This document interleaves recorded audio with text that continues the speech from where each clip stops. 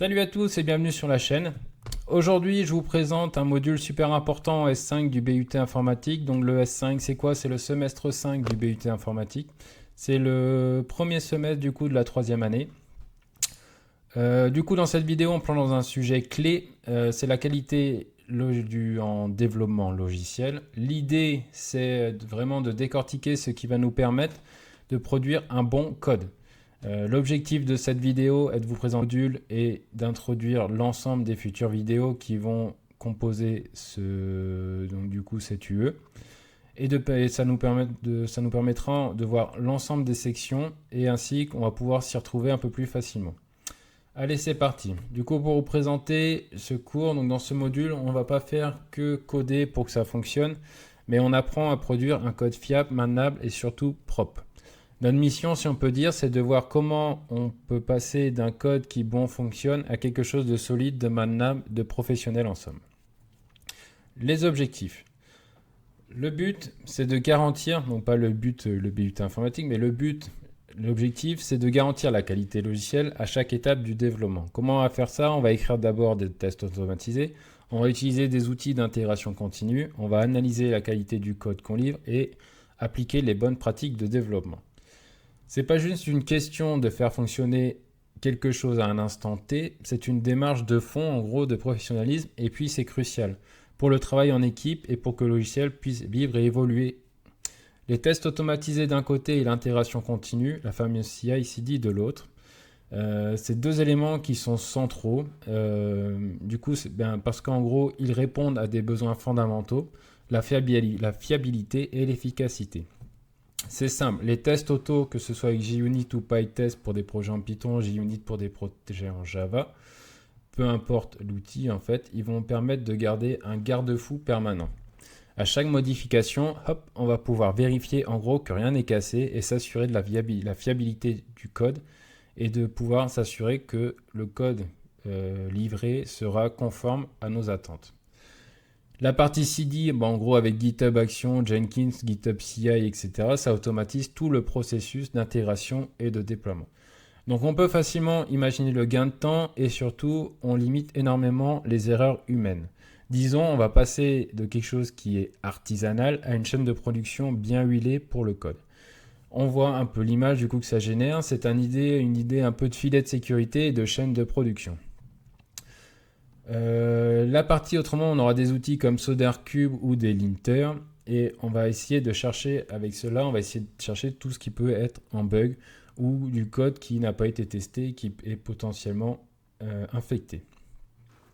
Les outils utilisés. Donc parmi les outils qu'on va utiliser, on va d'abord utiliser du JUnit sur le projet en Java, mais il faut savoir aussi qu'il y a du PyTest qui peut être utilisé sur des projets en Python.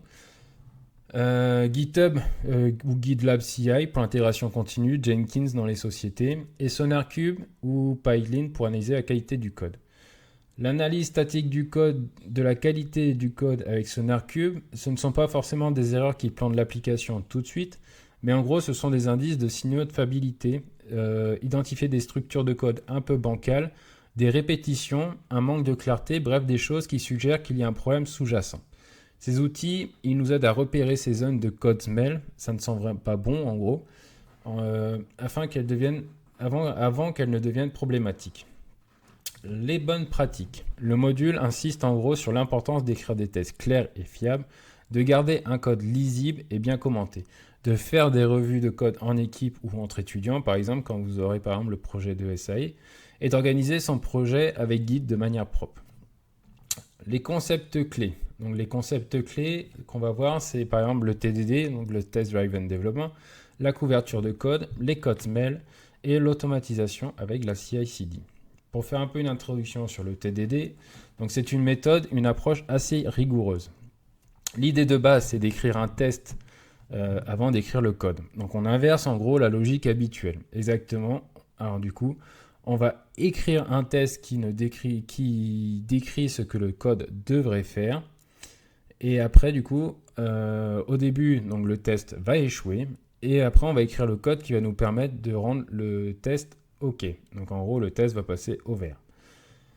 Ce qui est logique. Ensuite, donc du coup, on fait le minimum. Et après, du coup, on va pouvoir refactoriser le code, améliorer tout en s'assurant que le test reste vert. Le TDD, c'est une technique, une approche assez rigoureuse, mais les bonnes pratiques sont plus larges. Ça inclut du coup des tests clairs, fiables, qui testent vraiment ce qu'il faut. Ça inclut aussi les revues de code systématiques par les collègues. Ça, c'est fondamental pour la collaboration et la qualité. Justement, pour faire un petit point sur la couverture de code, donc la couverture de code, c'est un chiffre. Donc les objectifs, en général, c'est d'avoir 90% de couverture de code. C'est vraiment une garantie de qualité absolue, mais pas forcément. Alors, c'est un indicateur qui est utile, mais il ne faut pas le prendre comme une vérité absolue. 90% de lignes de code couvertes, c'est-à-dire qu'on a 90% des lignes de code qui sont exécutées par au moins un test, mais ça ne dit pas si elles sont bien testées ou si la logique métier est correcte. Donc en gros, on pourrait même avoir 100% de couverture de code et quand même avoir des bugs si les tests sont triviaux ou ne vérifient pas toutes les contraintes. Donc il faut viser une bonne couverture de code, c'est un signe de sérieux, mais il faut surtout s'assurer que les tests sont pertinents et que les revues de code apportent ce regard critique humain. La qualité, c'est un ensemble, c'est un investissement qui rapporte énormément et les conseils pratiques tirés des cours sont très bénéfiques pour cela. Cette métaphore de code smell, sur lequel on peut revenir, c'est assez parlant. En gros, c'est les zones de code où ça sent mauvais, où on va sentir en gros qu'il faut tirer la sonnette d'alarme. Maintenant, on a les outils, on va voir un peu comment on intègre cela dans notre travail au quotidien. Donc l'exemple, si on peut prendre un petit exemple, c'est un petit exemple JUnit. On a une méthode, test addition. On définit le résultat attendu, donc ici 5, avant même de coder la fonction qui est calculator.add 2,3. 2, les paramètres du coup 2 et 3. Ça oblige à être clair sur ce qu'on veut faire. Ça force la clarté dès le départ, mais cela ne fera pas tout.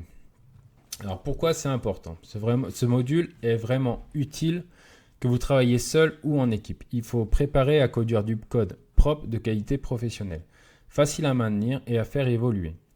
Ça touche directement à la lisibilité et à la facilité de maintenance et ça nous rappelle l'importance d'avoir un code bien pensé, bien structuré et aussi un peu commenté quand il faut.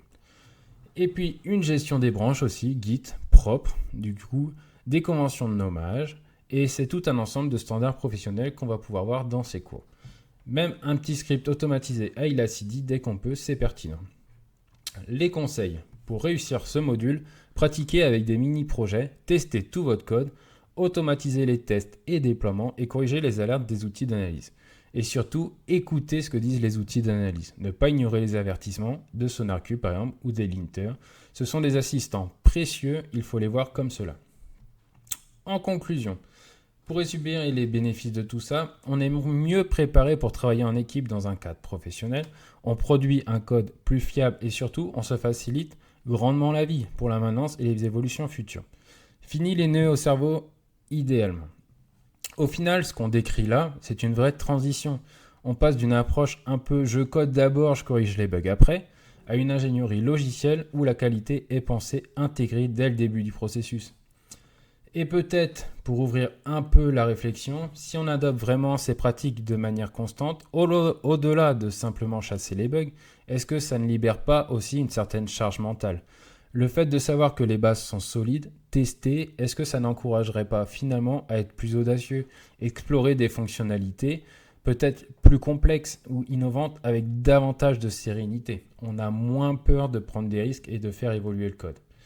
Donc voilà, c'était un petit tour du module R5.8 qualité de développement. La suite, donc du coup, dans les prochaines vidéos qui reprendront l'ensemble des parties que nous avons pu identifier ici.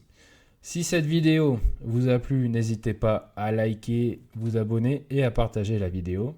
À très vite pour les prochaines vidéos sur le BUT informatique. C'était Aymeric.